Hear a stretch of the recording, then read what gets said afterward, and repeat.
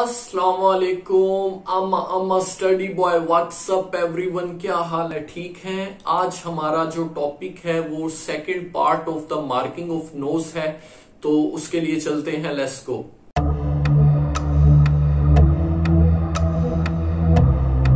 Acute oh and chronic rhinitis हमारा आज ये, इससे आगे हम ऑनवर्ड मूव करेंगे। तो मैं अब आपको बताता चाहता हूं। देखें, एक्यूट राइनाइटिस का आपको पता होना चाहिए। इसमें क्या होता है, एक्यूट राइनाइटिस आइदर वायरल हो सकता है, बैक्टीरियल हो सकता है, या इरिटेटिव हो सकता है। तो वायरल राइनाइटिस जो है ये आपको, ये जो है कॉमन कोल्ड कोराइजा, जिसको हम, ये बहुत ज्यादा इंपॉर्टेंट है। यहां से एमसी, ये आपने इसको अच्छे से रीड करना है जैसे मैंने किया हुआ है। इसके सिम्टम्स देखने हैं, ये बहुत कॉमन है ना, हर किसी को जो है कोराइजा या कॉमन कोल्ड हो जाता है, जिसकी हम जो है मेडिसिन लिखते हैं। इसमें आपको ये पता होना चाहिए कि ये एक तो वायरस से होता है, और उसके लिए आपको जो है कौन कौन से वायरस है उनका थोड़ा आइडिया होना चाहिए, ठीक है। और इसका 1 to 4 डे है इलनेस का, और क्लिनिकल फीचर आपको पता होनी चाहिए। बर्निंग सेंसेशन होती है, फॉलोड बाय ये जो लिखी हुई है, नेजल स्टफीनेस हो जाती है, स्नीजिंग हो जाती है। सही हो गया। नेजल डिस्चार्ज जिसमें वाटरी होता है। और आपने ये बैक्टीरिया से अगर हो, ये सेकेंडरी, जब वायरल हो जाता है फिर सेकेंडरी जो है हमारे पास बैक्टीरिया भी आके अटैक कर सकते हैं। इसकी treatment very very very important है, क्योंकि अगर आपके घर में भी किसी को, तो आपको पता हो, आराम करें, पानी ज्यादा पिए, एंटी हिस्टामीन लें जिसके अंदर, और नेजल डीकंजेशन लें, एनाल्जेसिक्स भी आप कर सकते हैं। यहां पर लिखा हुआ है aspirin causes increase shedding of, ये देखें, non aspirin containing analgesics are preferable as aspirin cause increase shedding of the virus आ रहा है, ठीक है। ये लाइन इंपॉर्टेंट है। एंटीबायोटिक्स जो है, उसके बाद कॉम्प्लिकेशन क्या हो सकती है, साइनोसाइटिस हो सकता है, फ्रेंजाइटिस, तो ये हमारा खत्म हो जाता है। इसके बाद हमारे पास आता है इन्फ्लुएंजा का जो है, इन्फ्लुएंजा वो राइनाइटिस ये छोड़ दें, rhinitis associated with एक्जेंथीमास, exanthema rash को कहते हैं, ठीक हो गया। तो ये भी कोई खास नहीं। बैक्टीरिया राइनाइटिस जो है वो नॉन स्पेसिफिक में उन्होंने डिवाइड कर दिया है। और डिफ्थेरिक राइनाइटिस, डिफ्थेरिया का आपको पता होना चाहिए, इसमें क्या होता है, ग्रेश मेम्ब्रेन बनती है covering the inferior turbinate and the floor of the knows. ये आपका एमसीक्यूज में आ सकता है कि अगर ये ग्रेश मेम्ब्रेन नोज के अंदर मिले तो वो डिफ्थेरिया का राइनाइटिस हो सकता है। इरिटेटिव राइनाइटिस, सिर्फ नाम पता हो, क्या इरिटेशन हो जाएगी, इरिटेटिव गैसेस, इनकी वजह से हो सकता है। क्रोनिक राइनाइटिस में चलते हैं, तो इसमें उसने डिवाइड किया chronic simple, hypertrophic, atrophic, rhinitis सिक्का और राइनाइटिस किस्यूजा। ये 5 नाम तो आपको आने चाहिए। इसमें 2 वेरी इंपॉर्टेंट है, हाइपरट्रॉफिक और एट्रोफिक, ठीक है। क्रोनिक सिंपल राइनाइटिस, इसको रीड कर लें, कुछ भी नहीं है, ठीक है। इसकी पैथोलॉजी देख लें। इसमें हमारे पास आ रहा है simple chronic rhinitis and early stage of hypertrophic rhinitis है, ठीक है। बाकी क्लिनिकल फीचर नेजल ऑब्स्ट्रक्शन है, हेडिक है, स्वेलन टर्बिनेट है। टर्बिनेट्स आर स्वेलन, ये एमसीक्यूज है। टर्बिनेट स्वेलन होते हैं, दे पिट ऑन प्रेशर, जब आप प्रेशर डालते हैं तो वो पिट बन जाते हैं। Shrink with the application of vasoconstrictor drop, तो ये लाइन इंपॉर्टेंट थी, ठीक है। ट्रीटमेंट में आप देख लें, वही है, treat the cause, nasal irrigation करें, यानी कि अल्कलाइन सोल्यूशन से उसको जो है वॉश करें। अब इसमें ट्रीटमेंट में आपको सिर्फ प्रॉफ में हेडिंग लिखनी होती है, और ट्रीटमेंट हर क्वेश्चन का हिस्सा होती है। तो ईएनटी में ट्रीटमेंट बहुत ज्यादा इंपॉर्टेंट है, ठीक है। नेजल इरिगेशन, नेजल, आपको सिर्फ इतना लिखना है, नेजल डीकंजेशन देने, एंटीबायोटिक्स देने है, पूरी पूरी लाइनें नहीं लिखनी। तो ये आपका सारा सिर्फ ये एक नजर मारने वाली चीजें, ताकि आपका टाइम बच जाए। हाइपरट्रोफिक राइनाइटिस पास्ट पेपर का एससीक्यू है, इसका आपने एक एक लफ्ज, एक एक सतह को देखना है, कुछ भी छोड़ना नहीं है, ठीक है। तो ये सारा आपने करना है। डेफिनेशन करनी है, उसके बाद इटियोलॉजी देखनी है, उसमें क्या क्या है हमारे पास। Symptoms very very very important, ये nasal discharges thick and sticky, तो ये जब सिनेरियो में आता है तो आपने इससे पिकअप करना होता है, ठीक है, सिम्टम से। साइंस देख लें, हाइपरट्रोफी ऑफ टर्बिनेट है, म्यूकोजा, ये साइंस भी वेरी वेरी वेरी इंपॉर्टेंट है। और ये देखें मलबरी अपीयरेंस, ये एमसीक्यूज है। इंफीरियर, ये देख लें, ये जो लाइन है ना साइंस की, ये आपने मिस नहीं करनी। ये मलबरी अपीयरेंस, ये आपका एससीक्यू एमसीक्यू दोनों में आप इससे हाइपरट्रोफिक राइनाइटिस को पिकअप कर सकते हैं। तो ये जो एंड की 3 लाइनें हैं, ये आपने बहुत एहतियात से पढ़नी है और मार करनी है। ठीक है, ट्रीटमेंट वेरी इंपॉर्टेंट आती है, पास्ट पेपर में आ चुकी है। इसमें लीनियर कॉटराइजेशन कर सकते हैं, सब म्यूकोजल डायाथर्मी कर सकते हैं। डायाथर्मी ये वो कॉटरी टाइप मटेरियल होता है, यानी कि इलेक्ट्रिसिटी ना, तो उससे करते हैं। क्रायोसर्जरी ये जो है कोल्ड से, यानी कि कोई बर्फ वगैरह से। Partial and total turbinectomy remove कर दो। Sub mucous resection of the turbinate. और उसके बाद हमारे पास आ रहा है लेजर। तो ये आपके 6 पॉइंट आपने लिखने होते हैं प्रॉफ में, सिर्फ हेडिंग। ठीक है, डिटेल में नहीं जाना।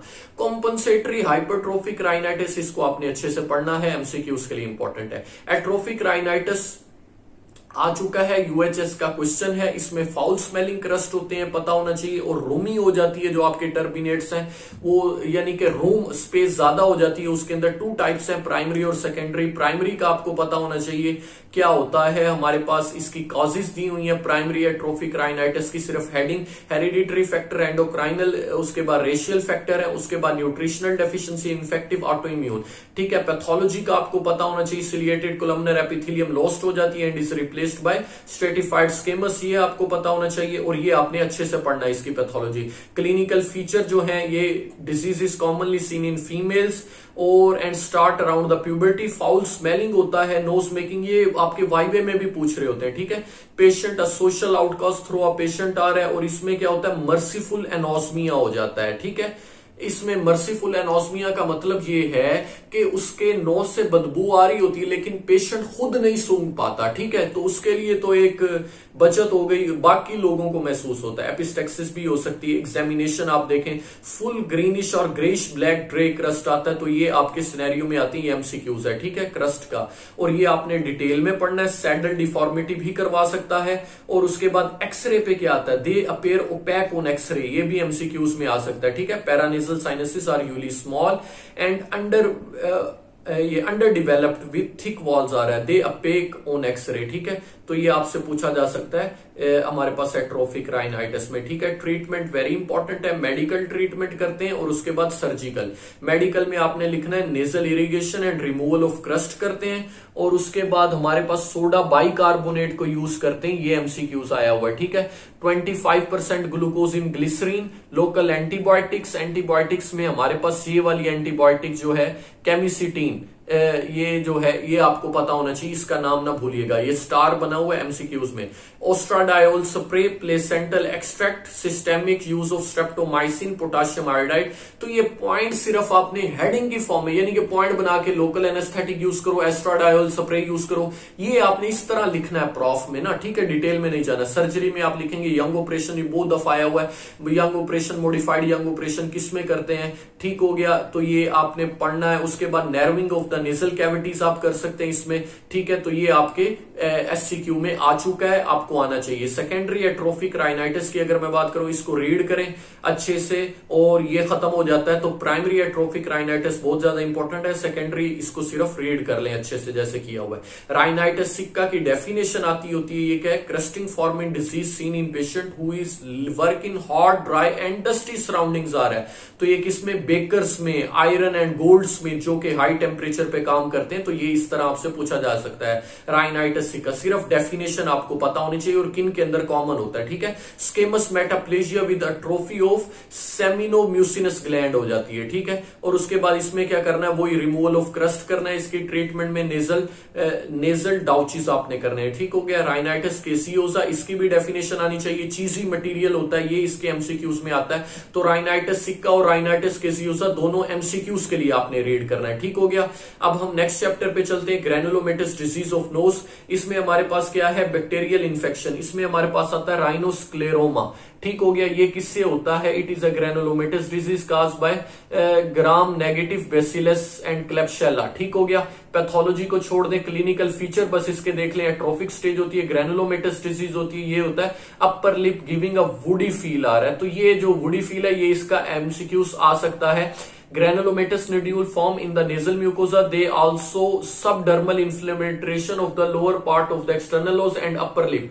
जब ये अपर लिप तक एक्सटेंड होता है तो वहां पे वुडी फील देता है, तो ये आपसे एमसीक्यूज में आ सकता है। सही हो गया। और सिकेट्रेशियल स्टेज भी इसकी होती है। ठीक हो गया, 3 स्टेजेस के नाम पता हो। उसके बाद डायग्नोसिस कहते हैं, इसमें हमारे पास आता है म्यूकुलिक सेल्स एंड रसल बॉडीज, ये आ चुका है। इसका हमारे पास डायग्नोसिस इसका करते हैं, तो ये आपको पता होना चाहिए। म्यूकुलिक सेल क्या होते हैं? A large foam cell with a central nucleus and vacuolated, यानी कि फोम सेल से मुराद ये वही है मैक्रोफेज है। ठीक है। और उसके बाद Russell bodies are homogenous eosinophilic inclusion bodies found in the plasma cell. आ रहा है प्लाज्मा सेल में हमारे पास वो जो है प्लाज्मा सेल जब इनगल्फ कर लेता है तो हमारे पास वहां पे जो है ये रसल बॉडीज आपको मिलती है। ठीक हो गया। ये तो डायग्नोसिस किसका बहुत ज्यादा इंपॉर्टेंट है, एमसीक्यूज में आ चुका है प्रॉफ के। ठीक है। ट्रीटमेंट बस नजर से दोहरा ले। सिफिलिस क्या करता है? प्राइमरी हो सकता है, उसके बाद सेकेंडरी हो सकता है, टर्शरी हो सकता है। एमसीक्यूज के लिए ये है bridge of the nose collapse causing a saddle nose deformity, syphilis के अंदर हो जाती है सैडल नोज डिफॉर्मिटी। इसमें ब्रिज ऑफ नोज गिर जाता है और सैडल नोज डिफॉर्मिटी हो जाती है। कॉन्जेनिटल में हमारे पास आ जाए, अर्ली फॉर्म है, लेट फॉर्म है, it is seen in first 3 months of life and manifest as snuffles. ठीक है। तो ये लाइन भी इंपॉर्टेंट है। उसके बाद डायग्नोसिस में आपको पता होना चाहिए वीडीआरएल हम पढ़ चुके हैं माइक्रोबायोलॉजी में, और बायोप्सी करते हैं। ठीक है। ट्रीटमेंट आपको पता होनी चाहिए, penicillin is the drug of choice, ये भी एमसीक्यूज में आ चुका है, बेंजीथीन पेनिसिलिन। ठीक है। बस यही पता होना चाहिए। उसके बाद इसने ग्रेनुलोमेटस डिजीज ऑफ नोज में, बैक्टीरियल में राइनोसिक्लेरोमा, इसका मैंने आपको बताया। अपर लिप में वुडी फील आती है। सिफिलिस का आपको बता दिया। ट्यूबरकुलोसिस हो सकता है, ल्यूपस हो सकता है, लेप्रोसी हो सकता है। फंगल में राइनोस्पोरिडियोसिस, एस्परजिलोसिस, और ये देखें वेगनर ग्रेनुलोमाटोसिस आप पैथोलॉजी में पढ़ेंगे। ठीक है।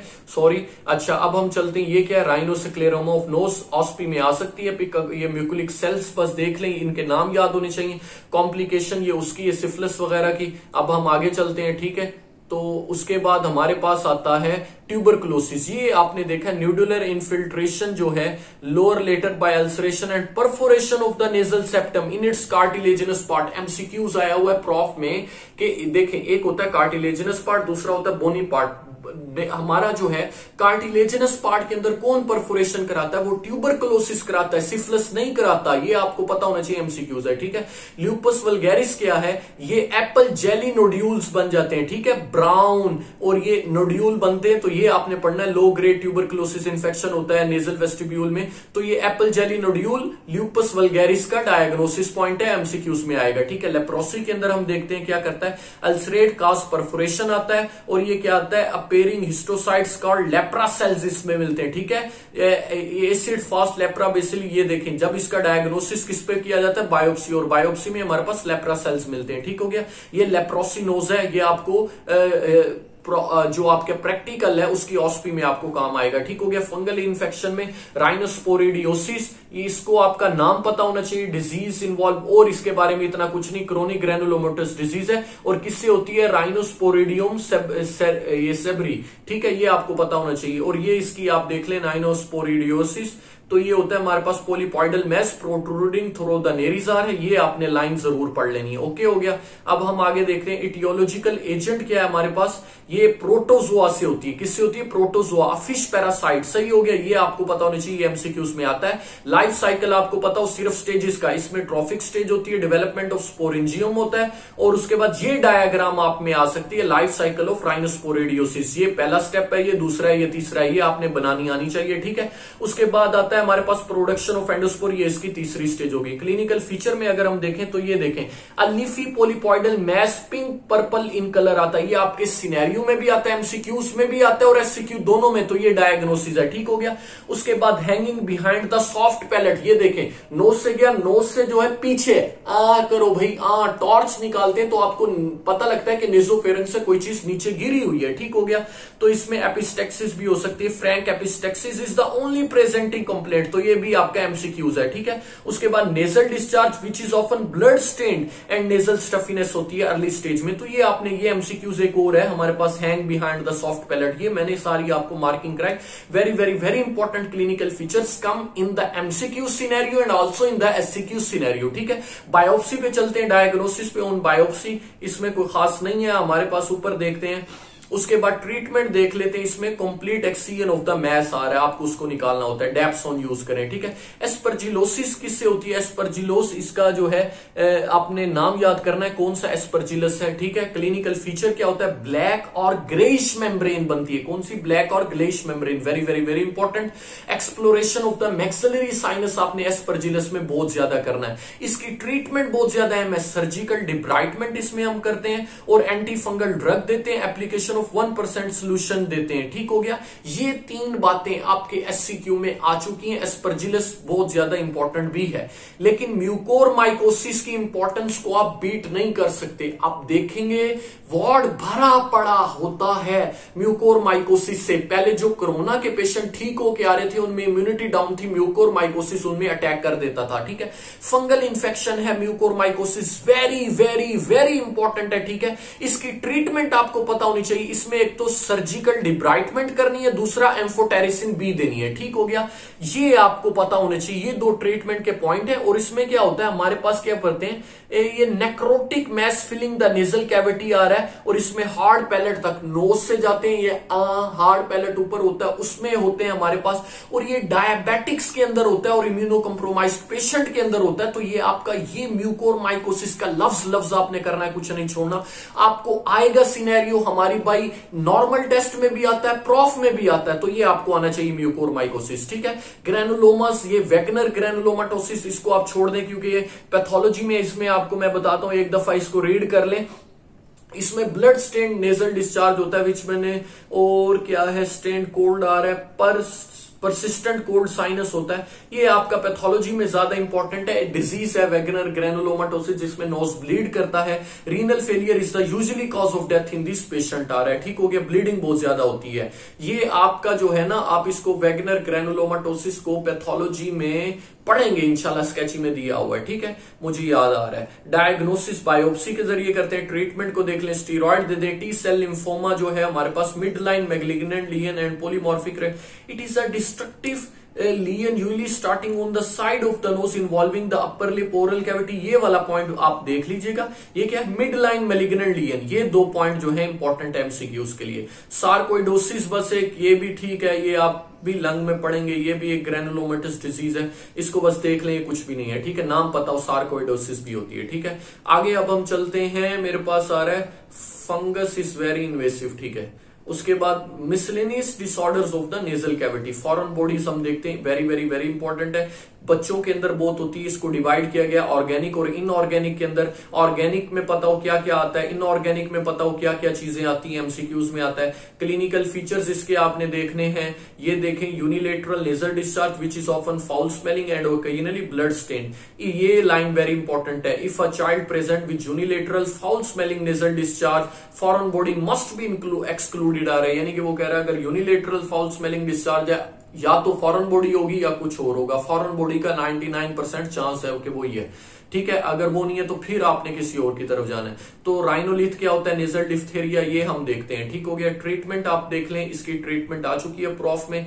तो आपने क्या करना है, remove by pair of forcep के जरिए रिमूव कर सकते हैं। क्या? अगर पीस ऑफ पेपर है। अगर ब्लंट हुक है तो उसको आपने कैथेटर से रिमूव करना है। जनरल एनेस्थीसिया देना है। अगर कोई चीज फंस गई है तो इसमें हमारे पास ये देखें, patient is placed in rose position. ये एक पोजीशन होती है जिसके अंदर हम जो है वो करते हैं, ठीक है ना। इस पैक्ट इंसर्टेड इनटू द, ये पूरा प्रोसीजर लिखा हुआ। तो रोज पोजीशन आपने याद कर लेनी है, जो कि इसकी जो ऐसी चीज जो कि आपके स्टक हो गई है और बहुत ज्यादा हार्ड हो गई है, तो फिर उसको जनरल एनेस्थीसिया के जरिए निकालते हैं और रोज पोजीशन होती है एमसीक्यूज के लिए, ठीक हो गया।